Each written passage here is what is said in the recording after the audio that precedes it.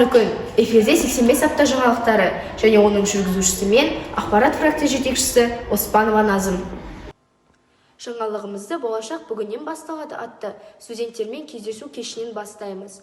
Студенттік өмірдің қиындығы мен қызығын таныстыру, оқушыларға мамандық таңдау, одан адам өміріндегі алатын орны, маңызы туралы түсініктерін кеңейту, әр мамандық иесіне тән қасиеттер мен ерекшеліктер, жетістікке жету жолдары туралы ой бөлісіп, студент болып жүрген мектеп түлектерінің жақсы қасиеттерін, озық қабілеттерін кейінгі шәкірттерге үлгі ету.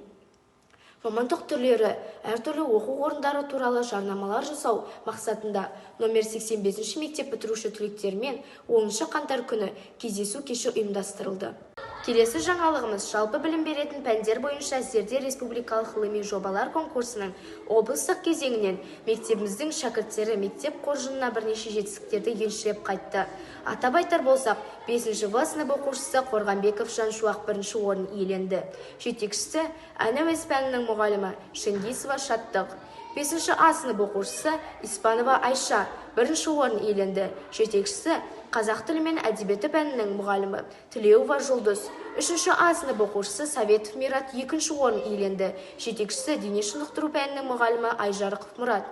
4-ші Б сынып оқушысы Кетебаева Алуа Алысхат иеленді. Жетекшісі шет тілі пәнінің мұғалімі Жұбатырова Гүлзат. Және соңғы жаңалығымыз, мектебіміздің қыздар командасы ұлттық мектеп лигасы аудандық кезеңінде гандбол жарысында 2-ші орын иеленді.